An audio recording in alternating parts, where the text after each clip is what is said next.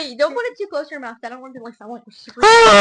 Hey guys, I'm Jordan. And I'm Allie, and welcome to today's episode of The Dark Side Up. In this, I forgot what the name was. I was going to say in this parody. In this podcast, we're going to be looking at the dark sides of things, whether it's true crime or if it's paranormal. And today we're going to be looking at the dark side of Trans-Allegheny Lunatic Asylum in West Virginia. Although there is really no dark side of because it's all dark. Everything about that place is dark, to be honest. I was talking about a couple things, and then she actually went there about 2, maybe 3 years ago. So she's going to be talking a little bit about some of the experiences. It was not 3 years ago. It was like a year and a half to 2 years ago. Okay. But she's going to be talking about some of the stuff she learned there and that stuff. So, is this on? Yeah. Okay. Okay. So, the asylum was built. Don't have it too close to your mouth. Sorry. The asylum was built somewhere around 1851 and finally got finished around 1881. It was able to open. I remember it was built 1850. It started 1858. Yes. And then 1881 it was finally done. But somewhere around 1864, it was finally able to be halfway open so they could allow some patients to start coming in. It was finally closed in 19. You want to do it yourself? It was finally closed in 1994, and while it was at its peak around 1955, it was housing over 2,000 patients, while it was only supposed to house around 250. Right. Isn't that crazy? Yeah. Imagine 200,000 million people in your house. That is not a house. Okay, so since I visited there, I have a lot of things to say. So my tourist, it was more of a historic tour, not a paranormal tour.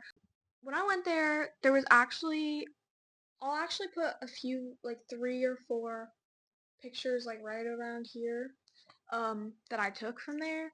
We actually weren't allowed to take pictures, but I sneaked them. I don't know how to say it. Sneaked them. Sneakers. Yeah. Okay.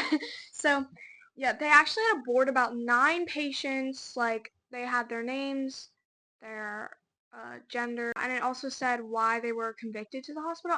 Or the asylum. I'm sorry if convicted sounds weird. I just don't know how to Word it. Yeah.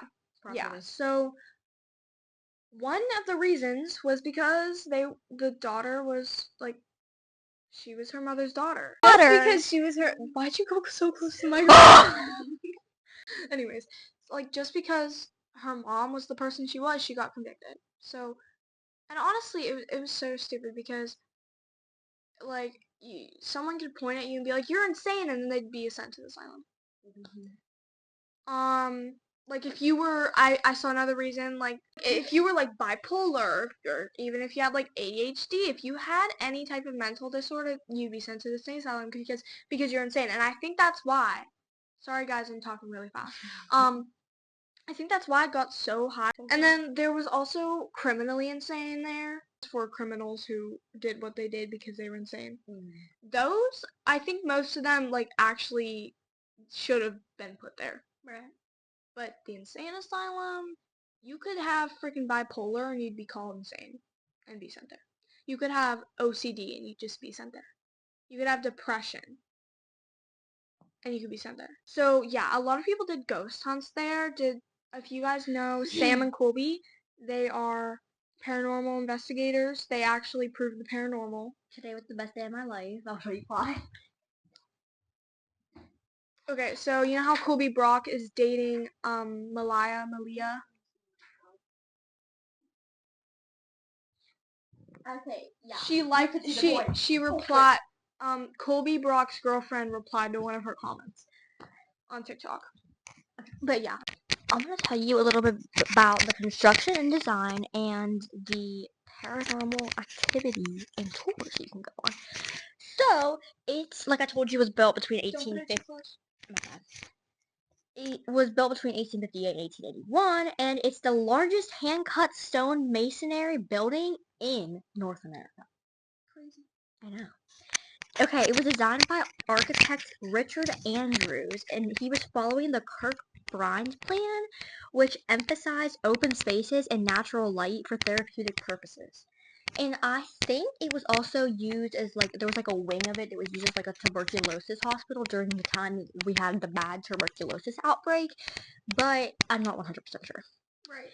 The asylum was designed to officially house 250 patients, but like I said, at its peak, it had over 2,400 patients living there, leading to It crowded was super conditions. overcrowded. It was so bad. So going on to paranormal activity and tours you can take. So today, the asylum operates as a historic and ghostly tour hotspot, offering both historic and paranormal tours. You can also get heritage and history tours, ghost tours, and even a haunted house experience. It's also known for its paranormal activity, as I'm literally saying right this second, with reports of apparitions, unexplained disembodied voices, and other strange occurrences. Talk. It was also used as a military post during the Civil War called Camp Tyler. This thing's seen everything. The asylum's history includes stories of the Civil War raids, a gold robbery, and the efforts of individuals to improve the lives of the mentally ill. So there was people trying to improve their lives, but this place was just not helping. Yeah. They actually, can I talk? Mhm. They obviously it was shut down because there was a new way for mental health treatment, and obviously this wasn't helping anyone. It was just making them want to themselves. That's why they had to import bars and stuff so they couldn't themselves.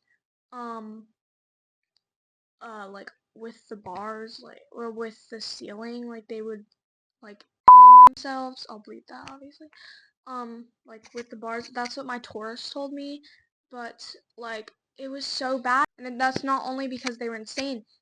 This place was causing them to be more insane, and it's sad because some mental hospitals today obviously aren't anywhere close to being as bad as this was, but they're still making people like worse. Like mental hospitals, a lot of them don't like help you. Some do, some don't. It just depends where you go. But it honestly really sucks. Mental hospitals suck in general, I feel like, from the experiences I've heard from other people. I've never been to a mental hospital. I hope I never have to. But yeah, I have about 2 more things to say. Okay, No, actually, not too close. So I have to keep reminding her I to want to not be go like, too close. hey guys, today we're talking. Okay, anyways. One more thing I forgot to mention earlier about the architecture of the insane asylum that I think you should be because why are you tweaking? No, I was cracking my back. Oh, I thought you were just spinning or something. Anyways.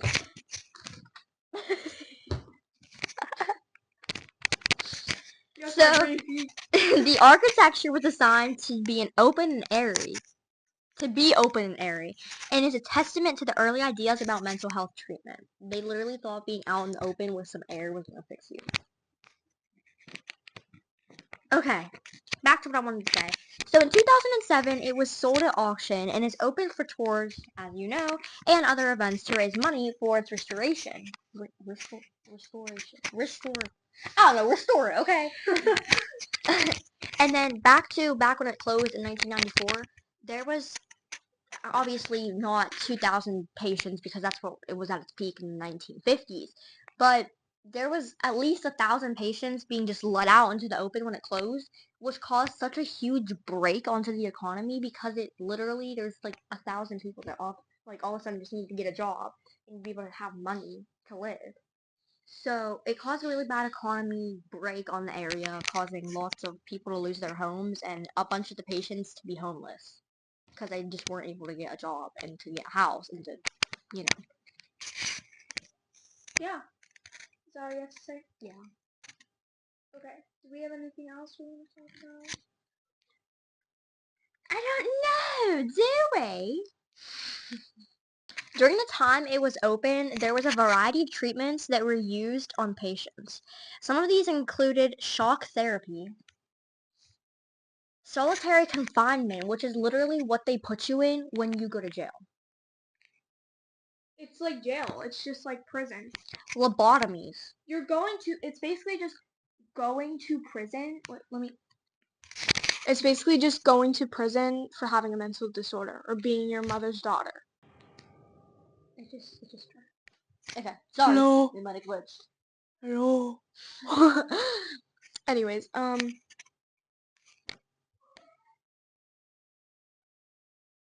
is she being so loud? Sorry, my sister's being really loud right now. For the treatments, I actually like walked in there. There was what was it called? There was Cells?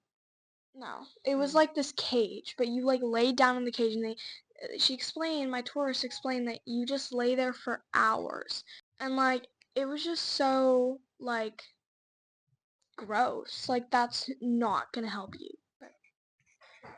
This is the last thing we're gonna say. I know this is gonna be a short podcast, but this is our first one. And we're still getting there. Yeah.